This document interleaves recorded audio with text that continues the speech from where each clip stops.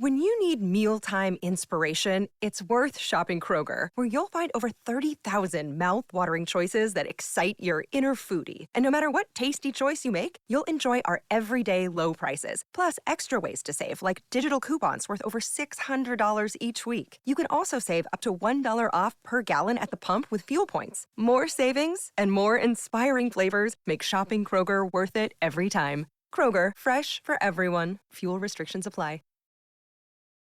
You're listening to the Archaeology Podcast Network. Hello out there in Archaeology Podcast land. This is Dr. Alan Garfinkel. I'm the president and founder of the California Rock Art Foundation. And what we do is we identify, evaluate, manage, and conserve rock art both in Alta California and in Baja California.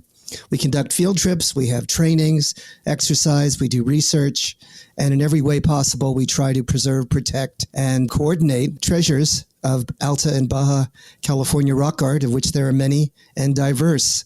We also work closely with Native Americans and partner with them to recognize and protect sacred sites. So for more info about the fabulous California Rock Art Foundation, you can go to carockart.org. Also, I'm open to give me a call, 805-312-2261. We would welcome sponsorship or underwriting, helping us to defray the costs of our podcasts, and also membership in California Rock Art Foundation. And of course, donations, since we are a 501c3 nonprofit scientific and educational corporation. God bless everyone out there in podcast land.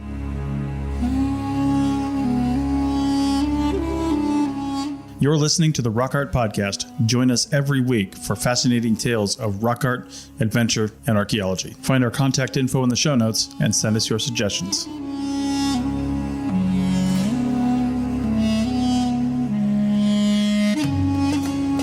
Hey gang, it's Dr. Alan Gold for episode 118 on your Rock Art Podcast. We're going to have Chris and I bantering back and forth about American Indian Perspectivism. This is where we talk about the theology, the perspective, and the cosmology of Native people.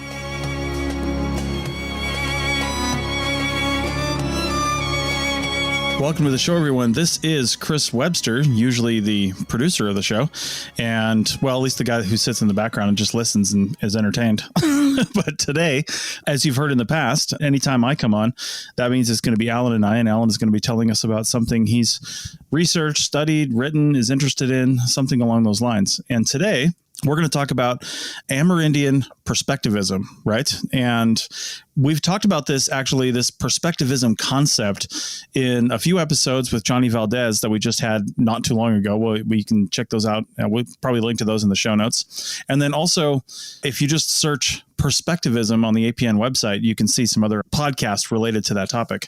And if you want to follow along, Alan's got actually a PowerPoint, but I'm going to put it in as a PDF in the show notes, and you can check that out, download it, and kind of follow along as we go. We're not really going to call out slide transitions or anything, but it'll be a nice little reference to have while we're listening to the show. So, Alan, why don't we start by just defining for the audience who may not be aware of this relatively academic term, perspectivism. What do we mean by that?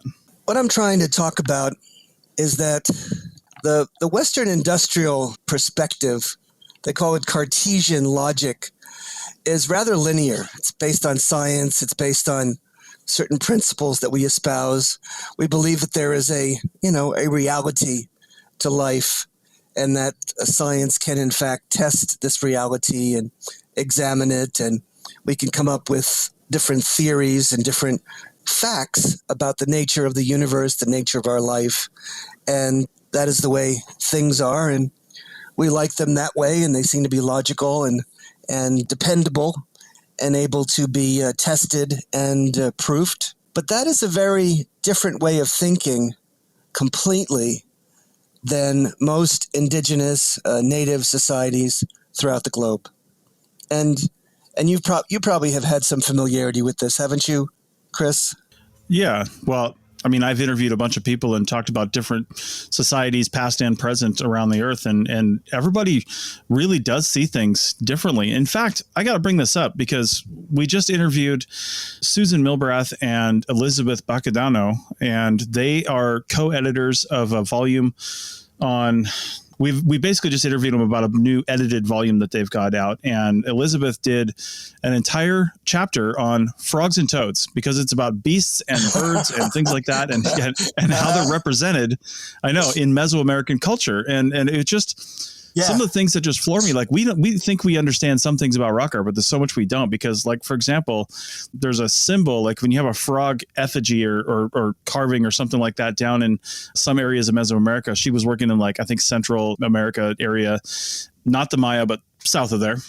And these frogs have like a water symbol on their stomachs. And for a long time, people didn't really know what that meant. They thought it meant it's just like, okay, frogs are in the water. Great. That's what that means. But on further study, she really got into the biology of frogs, and certain frogs in that area absorb water through their stomachs, through just permeable stomachs. They don't really drink it. They just absorb it.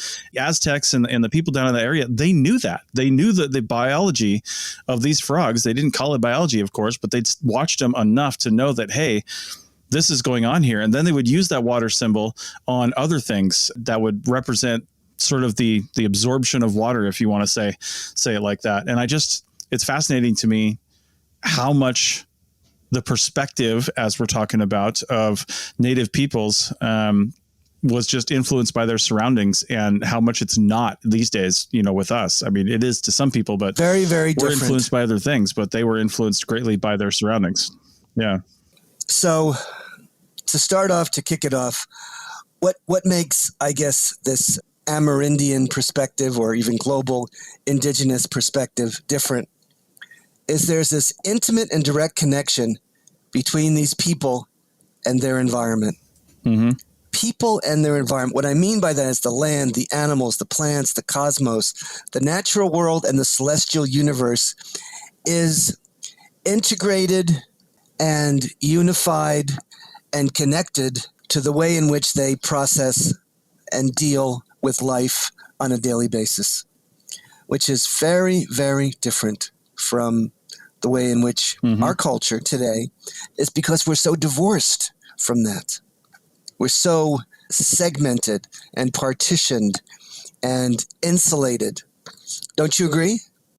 I do. Yeah, I very much agree. So I think for someone, just a standard run-of-the-mill academician or anyone else trying to understand or appreciate or develop some, if understanding of what Native people are trying to communicate, it's rather difficult to appreciate or understand that, I would say, coming from our particular, perspective. Yeah, for sure. Since contemporary industrial people are literate, they are looking for words. They're divorced from contact with this environment. We get our food from the market. We buy our meat at the butcher.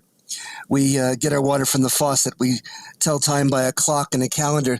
That is so, so different than anything even close to the way in which Native people process the world. Our homes and offices are insulated, heating and air conditioning.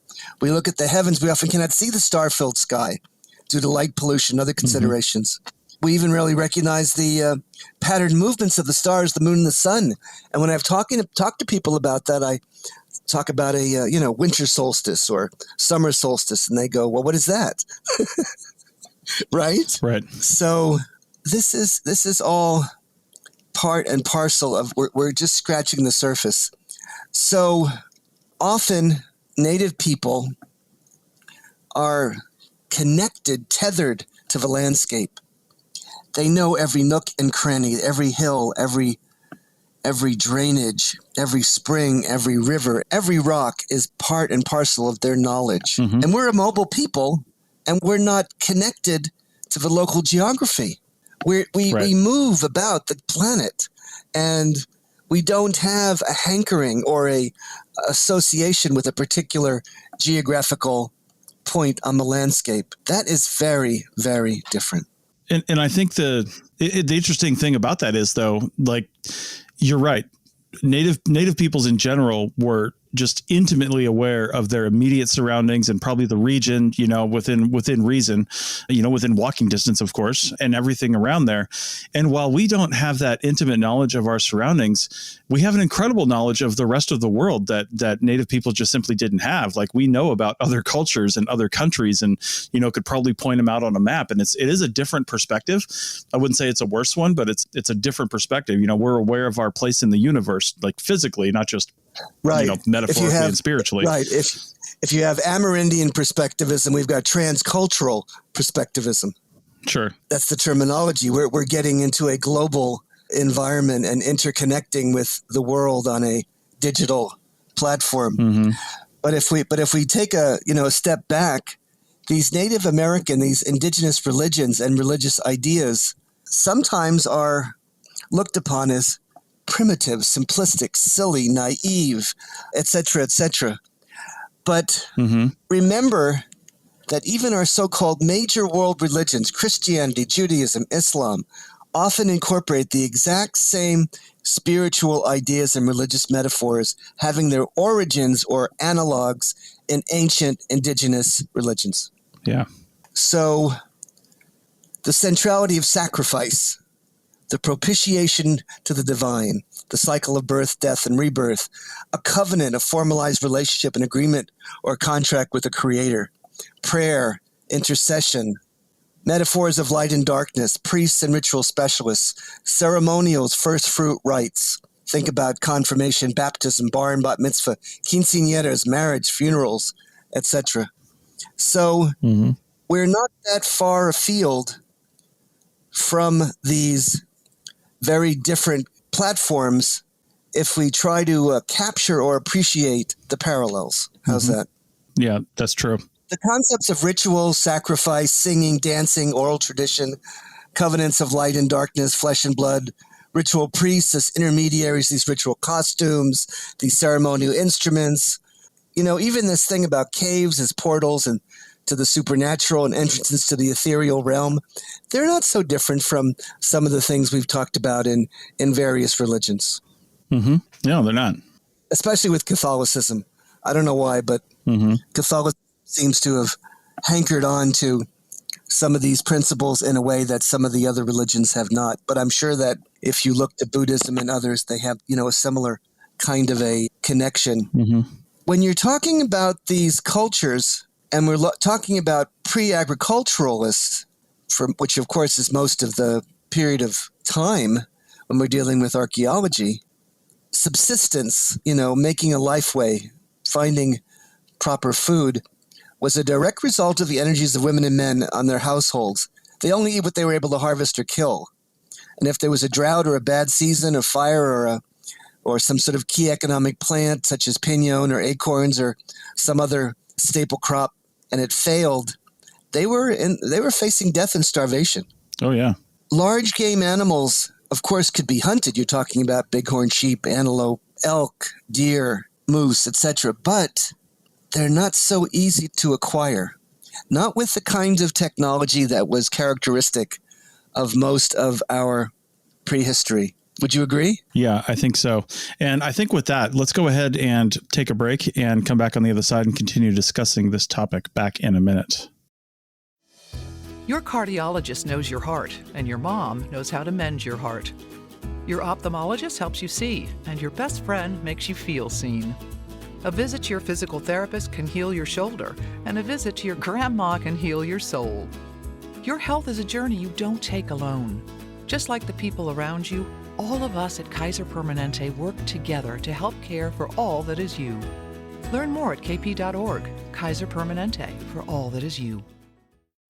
When you need mealtime inspiration, it's worth shopping Kroger, where you'll find over 30,000 mouth-watering choices that excite your inner foodie. And no matter what tasty choice you make, you'll enjoy our everyday low prices, plus extra ways to save, like digital coupons worth over $600 each week. You can also save up to $1 off per gallon at the pump with fuel points. More savings and more inspiring flavors make shopping Kroger worth it every time. Kroger, fresh for everyone. Fuel restrictions apply. At Kroger Pharmacy, care is what's most convenient for you. Care is being here when you need us. We're open evenings and weekends. Care is helping you save more. Most insurance plans and discount cards are accepted at your local Kroger Pharmacy.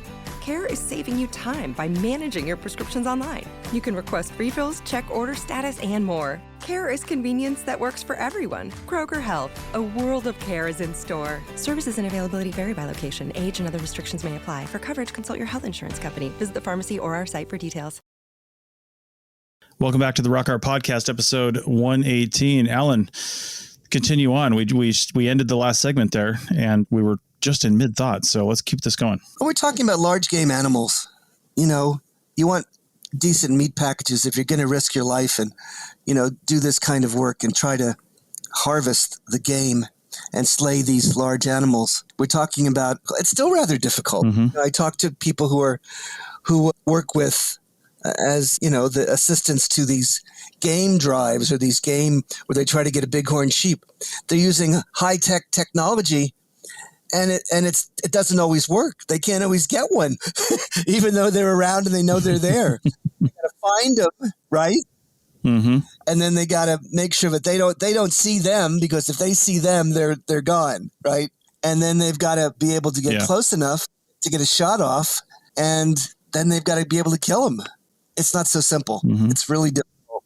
So it takes skill, patience, thoughtful strategy. They had to know about the wind patterns. They had to know about the way in which the animals move. They had to find the animals to begin with. They're not so easily found. And I contributed to a book that just came out about the, you know, masters of animals and the spiritual gamekeepers. And this was a concept all throughout the world, through the globe, that there are these supernatural animal-human figures that were deities, supramundane beings that interceded for the people and helped them to hunt the game and kill them. And only if they practiced the proper ceremonies, propitiation, and also did the proper rituals in association before and after, would they be, first of all, be allowed to hunt the animals and kill them. And if they did not do that, even if they hunted and killed the animals, they're not going to get no mo, because the spiritual gamekeeper, the animal mistress or animal master, is going to be pissed off with them and is going to pull the plug on this cycle that they are responsible for. And the cycle has to do with when the animal passes away, they have a post-mortem ceremony and they showcase the bones. Sometimes the bones have to be placed in a certain way or cached in a certain way. And then, you know, they have to eat the animal and share the meat in a certain way. Otherwise, they're plumb out of luck. Mm-hmm. The animals themselves were viewed as part and parcel beings at the same level, at the same physiological, interpersonal level as humankind. So what I'm saying by that is that animals were viewed as other than human persons. I know that sounds crazy, but that's what it was. They were beings that, when animals were people, they continued to be animals now, but we lost our animal nature, but the animals kept it. And so what this is seen as is, when you hear about these tribes, these people, they say, well, we are the, you know, bighorn sheep eaters, or we're from the elk people. These individual groups believed that they were descended from a animal-human bighorn sheep, or an animal-human bear, or an animal-human elk. Right. And they traced their descent directly from that being. As a bit of totemism, as a bit of animism, shamanism is incorporated with all that. But it is part and parcel of who they are, their identity, their signature, their character is emblazoned upon the land as part and parcel of that animal being. And that animal becomes a significant signature of the group. Okay. So for one, it might be a bighorn. For one, it might be a bear, or it might be a snake, or it might be an antelope. And this happens all over the world, that these particular animals become an index or a semiotic being, just a package of metaphors relating to who these people are, who they are prone to be. And they know them in terms of their habits and their habitats. They know the intimate elements of how they do things so that they can connect with them, kill them, and eat them, but also because they have an intimate kinship with that animal. I wonder if you can track, because I was just thinking about certain animals obviously are migratory, and definitely Native American groups would follow migratory animals, for sustenance and things like that.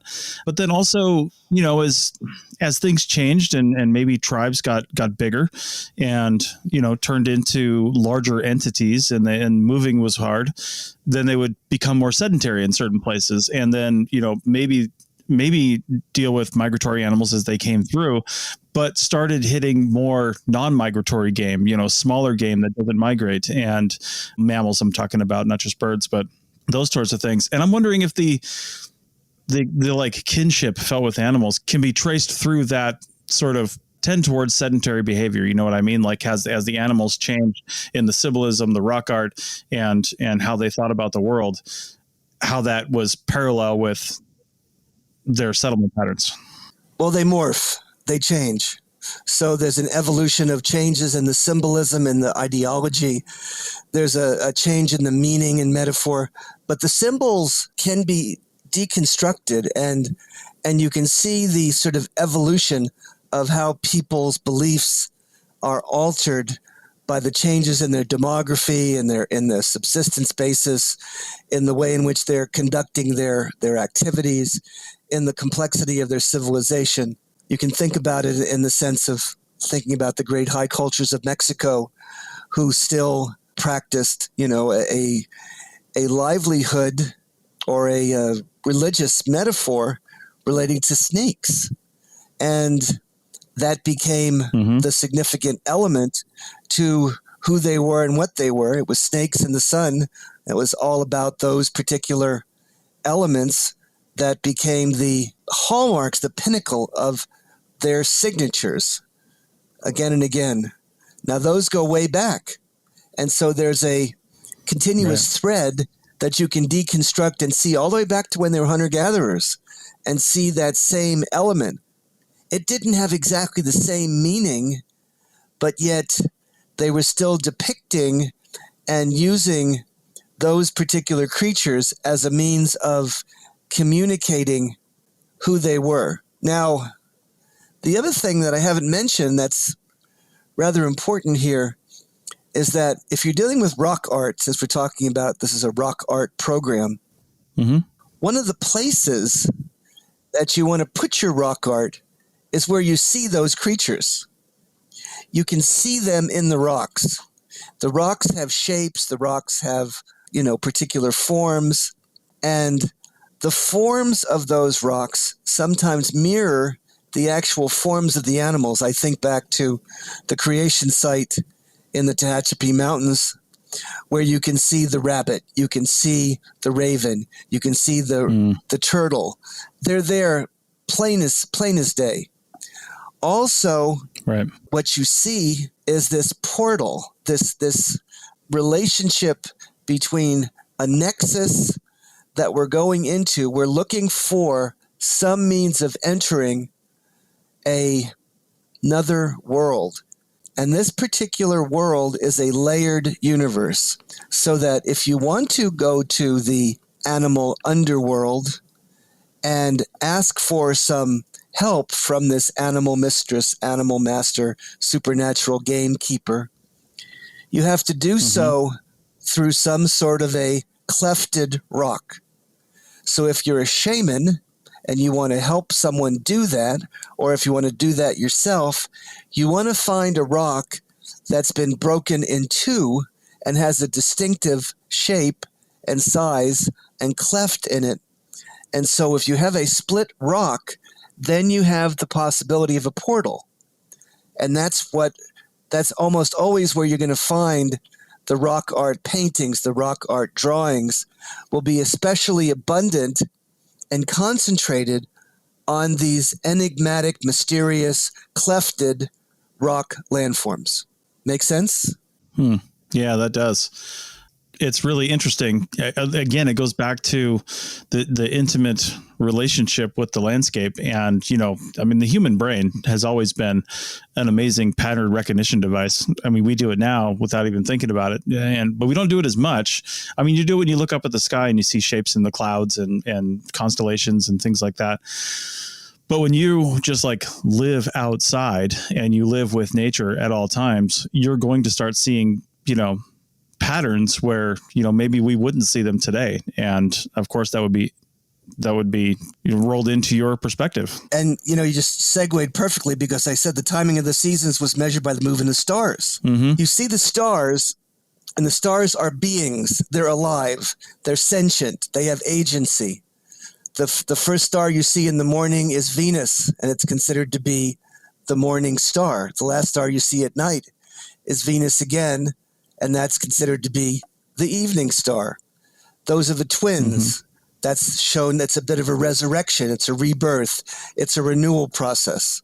And those particular stars mm-hmm. are then part of a quinsunk, a fiveness, which is a key hallmark symbol for the high cultures of Mexico, the Southwest, the Great Basin, all over the world.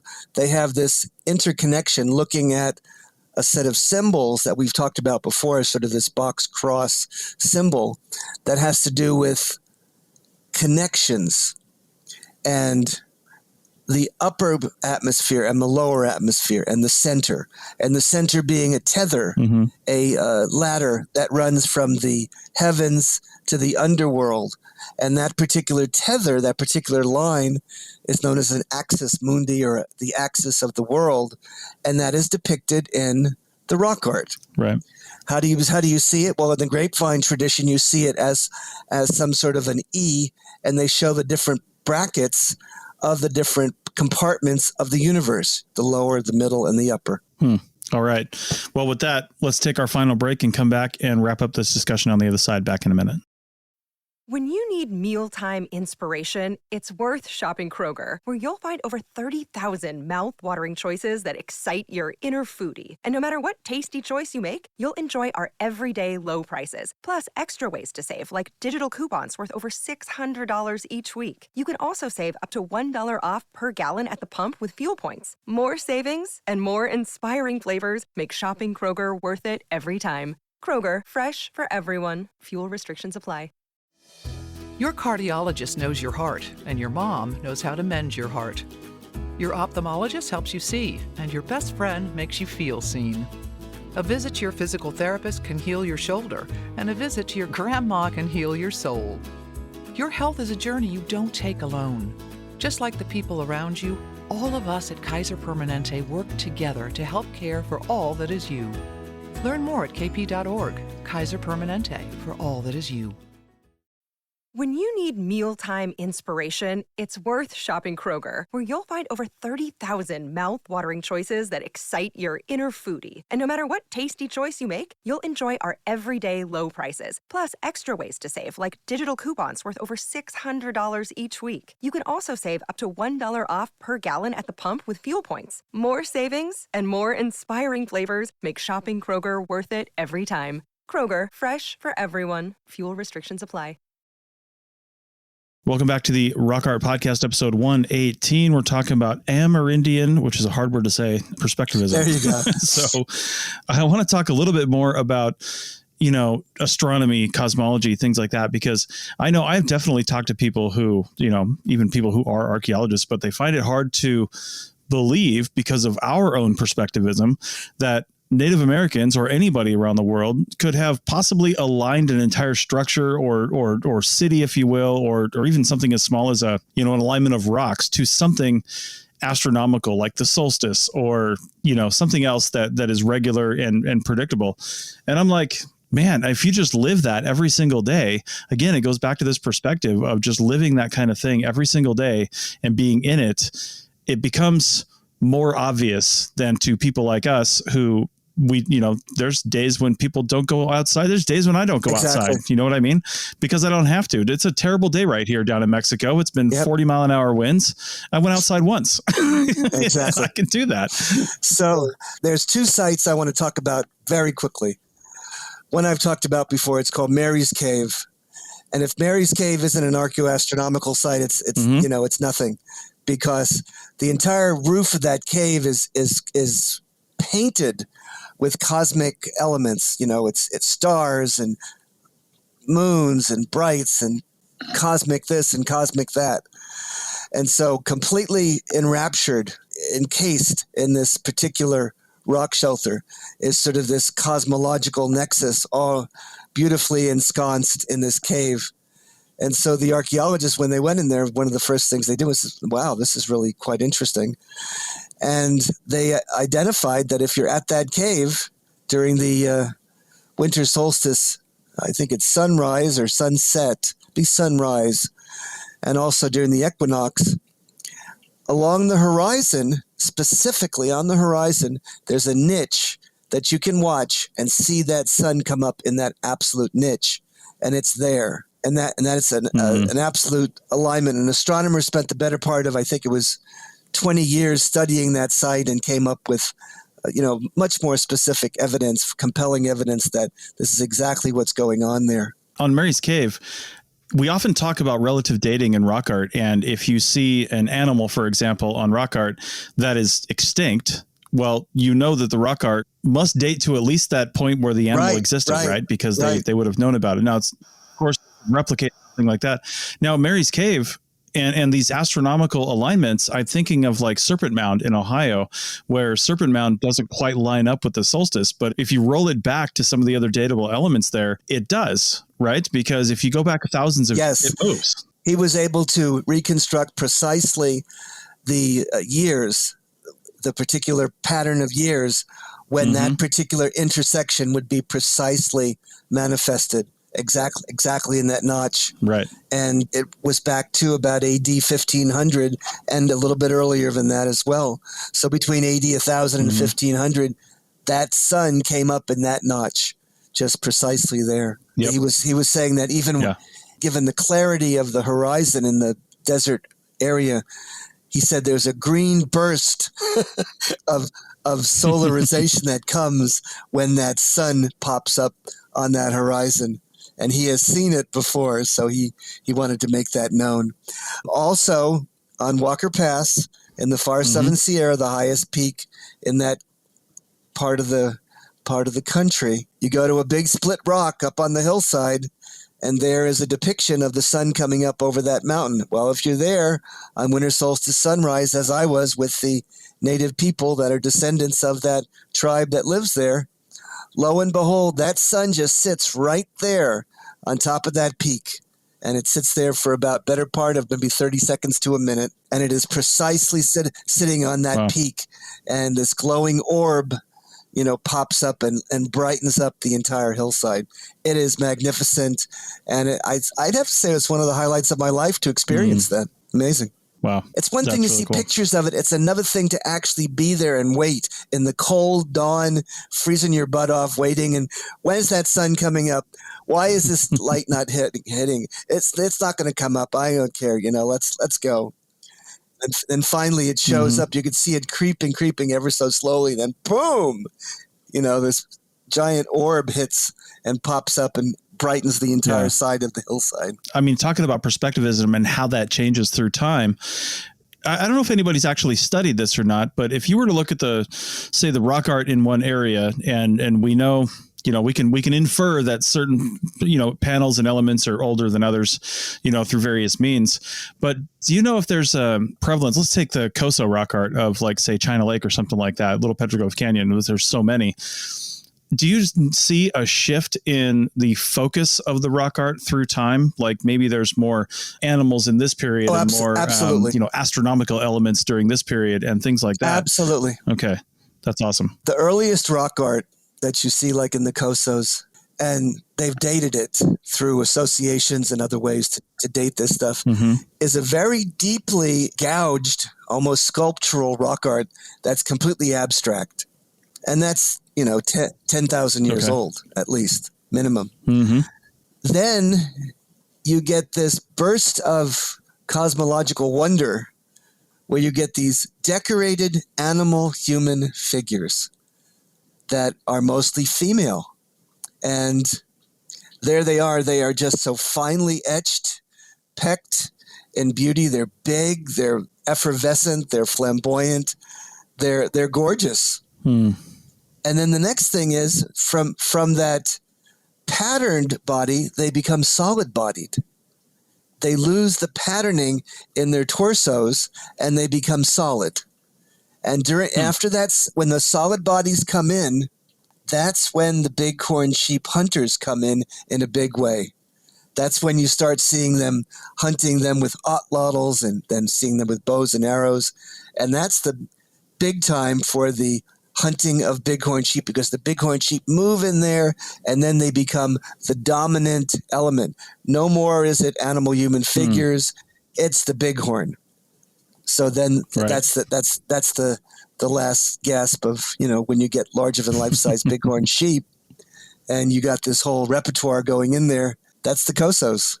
And then, of course, after that, you've got scratching. You've got mnemic scratching and the embellishment of this, and pictographs, paintings that are all over the place that are relatively recent. So there is definite chapters and different periods and different representations and subject matter and characterizations of the iconography, subject matter, and patterns depicted for different periods of time.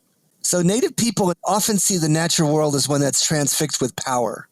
And that term for power is different in all the different languages of the world, but in the West they call it puha or buha.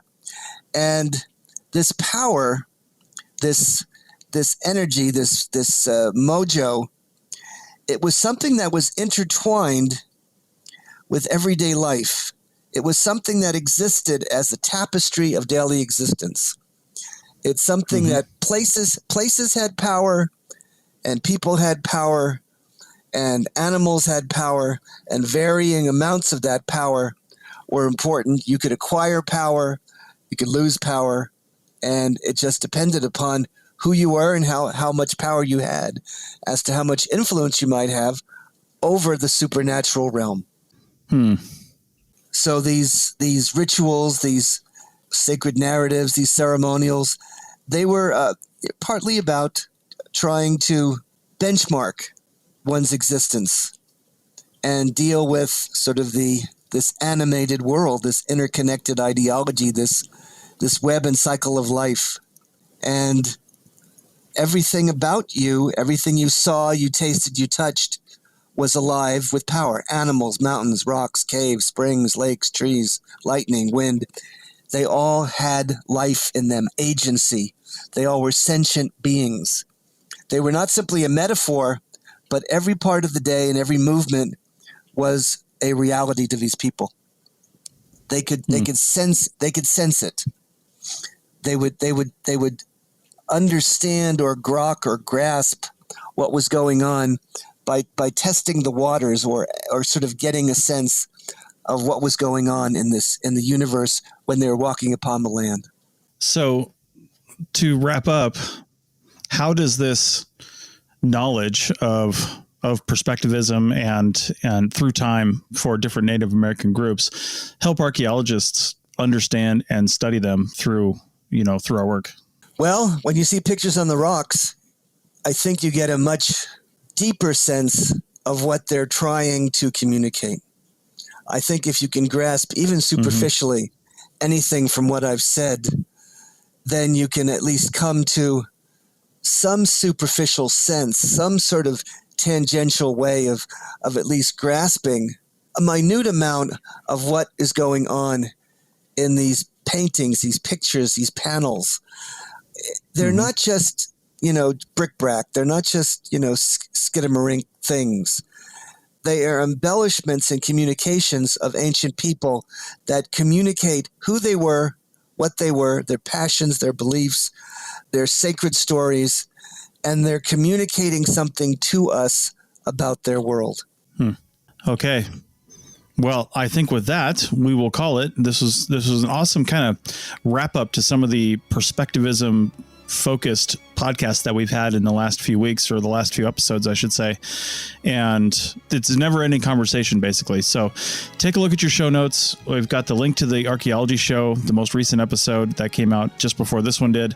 Actually, there's probably two, but anyway, it's a link in the show notes. And then we'll have a link to Alan's PowerPoint presentation on this very topic also in the show notes. So with that, I think we'll see you guys next time.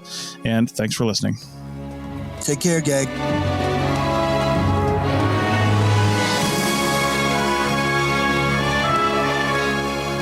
Thanks for listening to the Rock Art Podcast with Dr. Alan Garfinkel and Chris Webster. Find show notes and contact information at www.arcpodnet.com/rockart. Thanks for listening, and thanks for sharing this podcast with your family and friends.